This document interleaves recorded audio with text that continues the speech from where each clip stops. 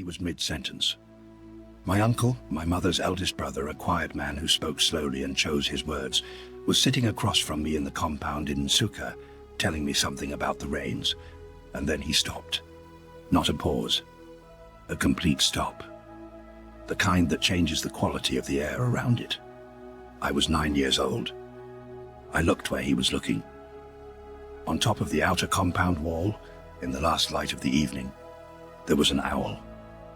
It was not doing anything unusual. It was sitting, looking at us, its head tilted slightly the way owls do, as if it was examining something it could not quite read. My uncle did not panic. He did not shout. He did not reach for anything. He went very still, closed his eyes briefly, and then spoke 4 words in Igbo. I did not catch them all. I was 9. Then he stood up, walked inside the house, and left the door open behind him.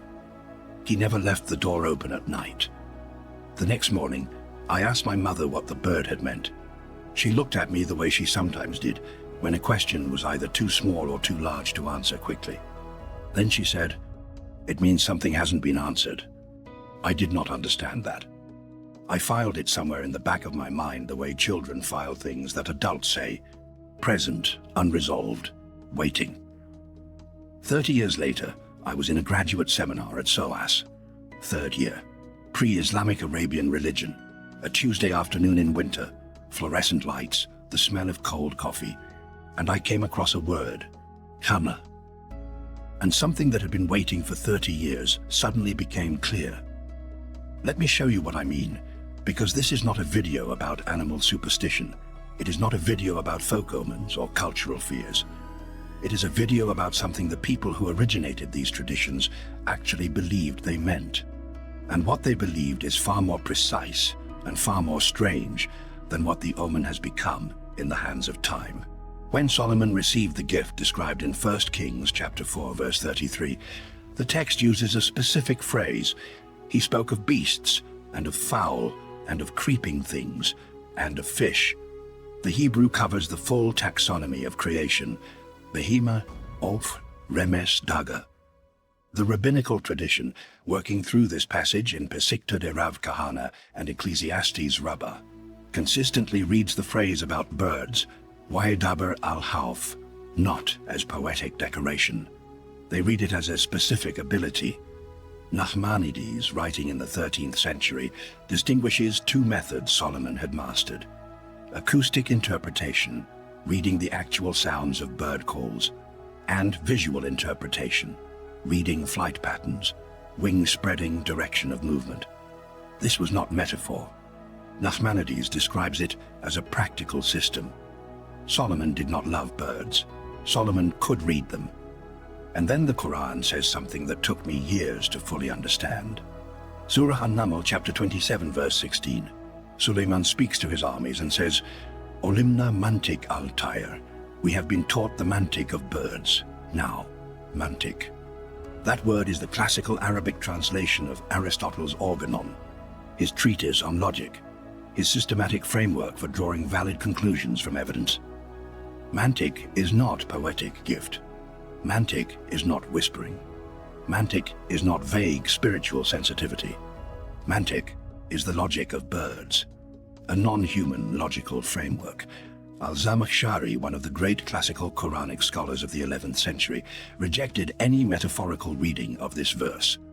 The grammatical construction, ulimna, a passive divine teaching, is the same form used for prophetic revelation. Solomon was not given a mystical feeling for birds. He was given access to a rational system that birds operate within, a different logic, and he had been taught how to translate it. The most extraordinary demonstration of what this meant is in the very same surah, verses 20 through 28. Solomon reviews his armies, and the text is precise about what his armies were: the jinn and men and the birds, and they were arranged in orderly ranks, all 3 categories, together, under his command. And then Solomon notices that one member of his army is absent: the hoopoe, the hudhud, not a general, not a chief minister, a small crested bird. And Solomon's response is not mild curiosity. The text records his words: I will surely punish him with a severe punishment or slaughter him unless he brings me a clear reason. Why? Because when the hoopoe is absent, Solomon has lost his intelligence officer. The bird returns, and this is where it becomes extraordinary. The hoopoe delivers what can only be described as a full field report. It has independently scouted territory that did not obey Solomon. It has assessed the political structure of the kingdom of Sheba. It has evaluated the queen's resources. It has identified her theological vulnerability, that she and her people worship the sun. It has assessed whether this kingdom is conquerable. This small-crested bird, an independent field officer. Tafsir ibn Kathir specifies the hoopoe's supernatural ability. It could see underground water through the earth. A hydrolocating scout that could find resources invisible to any human reconnaissance. And the Targum Sheni, the ancient Jewish Aramaic text that predates the Quran, contains the same story, the same bird, the same mission, the same report. This was not an Islamic invention. It was a shared Jewish-Islamic tradition. The hoopoe changed the course of history because Solomon noticed the absence of one small bird, because he understood what the bird's absence and return meant. That is what Mantiq al-tayr looks like in practice. Not fear of animals, attention. Now let me take you back to the owl, because what my uncle was doing in that compound in Nsukka, and what my mother meant when she told me that something hadn't been answered, is something far more specific than I knew. In the pre-Islamic Arabian tradition, documented in Sunan Abu Dawud, Book 23, Kitab al-Kahana wa al-Tayr, the owl had a name for what it was. Hamah. The owl's shriek was not a generic death omen. It was not a vague warning that something bad was coming. The Hamah was the voice of a specific murdered person who had not yet been avenged. Read that again. A specific murdered person who had not been avenged. The belief was that the soul of someone who had been killed and whose killing had not been answered by justice would physically inhabit the body of an owl, and that owl would return to the household of the killer or the household where the wrong was still unresolved and shriek until justice was done. Not a prediction of death to come, an accusation by the dead against the living. This belief was so deeply embedded in pre-Islamic Arabian consciousness that the entire Arabic vocabulary for bad omens derives from it. The word tiara, the Arabic word for bad omen, is derived directly from the root tayr, meaning bird. Every Arabic bad omen is etymologically a bird omen. The epistemology of fate in the ancient Arabian world was built on bird reading, and the Hamah tradition was so specific, so entrenched, that when Islam came to abolish it, because the new theology did not allow this category of soul in bird, the abolition had to be explicit. Sahih Bukhari Hadith 5707, the most authoritative collection in the Islamic tradition. And the Prophet says, by name, there is no evil omen in the owl. Not omens in general are not real. The owl, by name. Islam had to name the owl specifically to prohibit this belief, which tells you how powerful the belief was.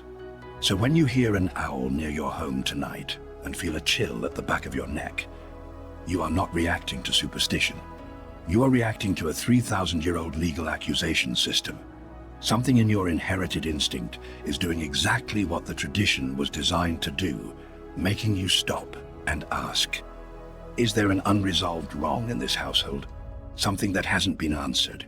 My mother's words that morning in Nsukka. It means something hasn't been answered. She had never read Sunan Abu Dawud.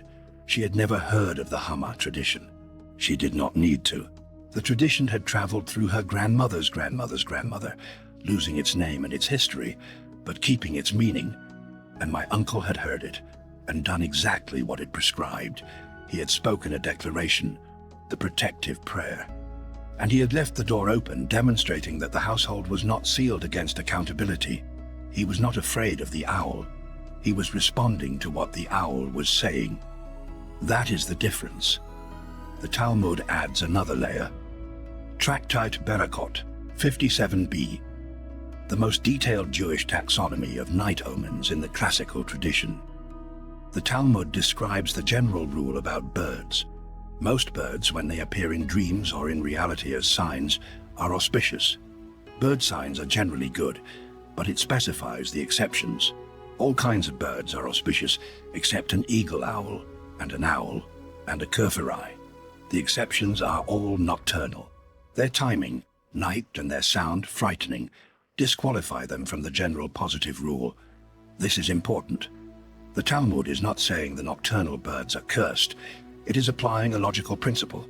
In the bird reading system, timing is part of the meaning. A bird that operates in darkness, that uses a sound that disrupts the sleeping household, carries a different message than a bird singing at dawn. The same species, at a different time, means something different. This is precisely the Mantiq, the logic, the framework. The system is not, owls are bad, stay away. The system is, an owl at night in your compound, making its sound, is saying something specific. Your job is to read what it is saying, not run from it. And then there is the Yoruba tradition, which I grew up closer to than I ever fully understood as a child. In Yoruba cosmology, an owl landing near a home at night is the most serious animal omen in the entire system. The reason is precise. The Iyami Oseronga, the powerful spirit women, are understood to be able to transform their heart soul, their okan, into owls. When an owl comes to your house, an Iyami has marked your household.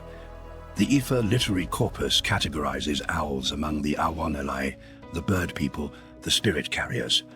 The Yoruba term for a witch's coven is the Parliament of Owls, Apapo Awon Elai. And when an owl comes, specific prayers must be performed immediately. The Ofo Ati Ogede, a protective declaration spoken at every door before sleeping. Now listen to what my uncle did. 4 words in Igbo, spoken quietly. Then he went inside and left the door open. He was not performing a superstition.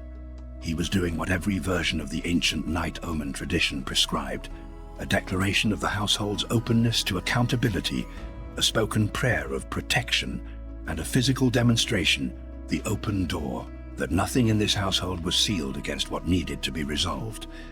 He had never been taught this explicitly. He just knew. Now let me give you the inversion, because not every night animal carries warning. Farid ud-Din Attar, the 12th century Persian poet, built his masterwork directly on the Quranic revelation of Mantiq al-tayr. The Conference of the Birds, Mantiq al-tayr in Persian, presents the full spiritual taxonomy of birds as a teaching. And Attar's owl is not death. Attar's owl is treasure obsession. The owl in his taxonomy sits in ruins, not because it is cursed, but because it is obsessed with hidden gold. It cannot leave the ruins because it believes treasure is buried there. It guards a wealth it has never confirmed exists. Think about that for a moment. The same owl that the pre-Islamic tradition heard as a murder accusation, the same owl that the Yoruba read as the marking of a household, Attar reads as a creature paralyzed not by evil, but by longing. It cannot move past what it is searching for. It keeps returning to the same ruins, the same night, the same unanswered question. That is a completely different reading. And it sits within the same Mantiq tradition, the same Solomonic inheritance. The owl is not one thing. It is a word in a language. And like all words in a serious language, its meaning depends on context, on timing, on what is currently in your household. Now look at the Igbo python. In Igbo tradition, my mother's tradition, the tradition I grew up halfway inside, the python entering your compound is a sacred sign. The Iki, the python, is associated with the Idemili River goddess, with peace, with ancestral presence. If a python enters your compound, it is a guardian arriving. If one is found coiled near a sleeping child, it is protecting the child. And if one is accidentally killed, this is among the most documented facts in African religious studies, a full human equivalent funeral must be performed. Mortuary rites, human ceremony, for the snake. A Western homeowner would call pest control. An Igbo elder would call a priest, not out of fear, out of respect for what has arrived. The entire tradition that reaches you today, whether you are in Lagos or London or Louisiana, is a fragment of the same coherent original system. You were given the fear response. You were not given the decoding key. Solomon had the key. Let me give it to you now. 5 animals, 5 specific meanings, 5 specific responses. This is not a list of rules. It is a reader's key, the same kind of reference any scholar uses to translate a language they are still learning. The first, the owl. Pre-Islamic tradition, an accusation of unavenged wrong in the household. The Hamah, the voice of something unresolved. Yoruba tradition, a marking by the Iyami, a signal that requires a protective declaration and prayer. Al-tayr's tradition, a searching. Something hidden is being sought in or near your house. What to do? Not fear. Examination. Is there an unresolved wrong in my household right now? Something that has not been answered. A broken trust not repaired. A debt of justice not settled. A relationship still carrying a wound that was never spoken. Speak a prayer of protection aloud at every door before sleeping tonight. The owl is not predicting your death. It is asking a question.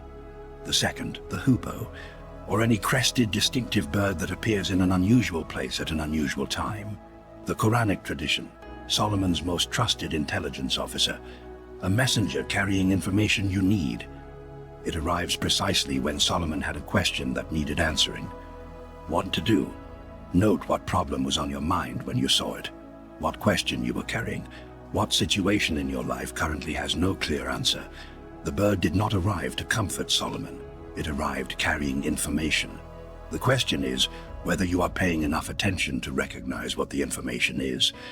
The third, the python, or any large snake found coiled near your home that is not moving aggressively. Igbo and West African tradition, an ancestral guardian, a sign of peace and protection. Ancestral presence surveying the household. What to do not disturb it. If it leaves of its own accord, the household has been assessed and found safe. If it stays near the entrance, speak the names of your deceased ancestors aloud. Thank them. The python is not a threat. It is an elder who has arrived. The fourth, the crow or raven. Arabic ornithomancy. The flight direction carries the meaning. Flight to the left, a planned action will encounter resistance. Reconsider. Flight to the right, proceed. Biblical tradition. The raven was Noah's scout, Elijah's provider in the wilderness. The raven in the biblical tradition is not cursed. It is a carrier of divine provision, appearing at moments of acute need. What to do? Note its direction, not just its presence. The crow is not a symbol of death. It is reporting something directional about a current situation. The Talmud's reading is consistent. Control determines valence. A bird, you understand, is auspicious. A bird that frightens you through ignorance is what becomes an omen. The fifth, the dog howling at what appears to be nothing. The Islamic tradition is precise.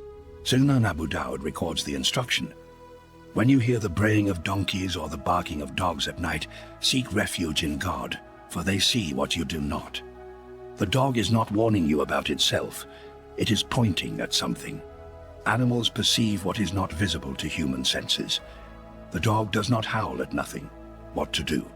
Move toward where the dog is looking, not away from it. Speak the name of God aloud in that direction. The animal is showing you where to direct your attention. Pay attention. Now, and this is the closing teaching I want you to carry, Solomon's complete mastery of the animal language was not that he was not afraid. It was that he was precise. He did not react to all night animals the same way. He read the specific species, its behavior, its direction of movement, what question was currently in his household, what the absence or presence meant given the timing and the circumstances. Precision, not fearlessness. And the most sophisticated element of that precision was this. The most dangerous animal sign in the Igbo tradition is not predatory presence. It is the sudden silence of expected familiar sounds. A dog that stops howling when it should be howling. Birds that go completely quiet when they should be calling. An unusual spreading stillness in the hour before dawn. The absence, not the animal, is the serious warning. In Igbo cosmology, the sudden silence of the night's familiar sounds is not nothing. It means the familiar has stopped because something else has arrived. Something that the animals recognize. Something that caused them to be still. They did not go quiet at nothing. Solomon, who understood the full range of what living creatures communicate, would have read that silence as its own message. A message without a visible messenger. There is a detail from that evening in Nsukka that I have never told anyone. When my uncle went inside and left the door open, I stayed in the compound for a while longer. I was 9. I was curious and slightly frightened and too proud to show either. The owl sat on the wall for a few more minutes, and then something happened that I have thought about many times since. The compound went quiet, not the ordinary quiet of evening. Something different. The neighborhood sounds, distant radios, a neighbor's generator, the ambient noise of the street, seemed to recede. Then the owl turned its head in one direction, not toward me, toward the far corner of the compound. And then it left. I went inside.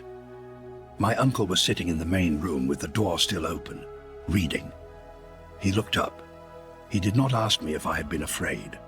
He said, "Good, you stayed." I did not understand what he meant. I'm not sure I fully understand it now, but I think what he was telling me, without naming it, without explaining it, was that the right response to an animal that arrives with a message is not to run from it. It is to remain present long enough to receive what it is carrying. That is what Solomon knew. The animals were not omens to be feared. They were a language to be read.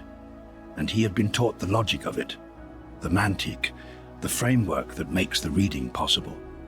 Most of us were given the fear without the translation. We inherited the sense that certain animals near the home at night mean something, that the owl's cry at your window is not nothing, that the sudden silence before dawn should not be dismissed. We were given the feeling. We were not given the key. The key is this: every animal that appears in the wrong place at the wrong hour is saying something in a language that was understood systematically and precisely by every serious tradition that has ever existed on Earth. Not the same words, but the same grammar.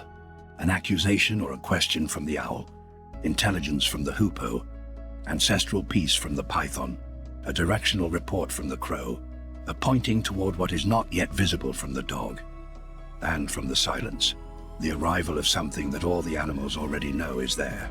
Solomon read all of it. The 4-word declaration my uncle spoke in Igbo that evening, the door he left open as a physical statement of accountability, was one small fragment of the same system.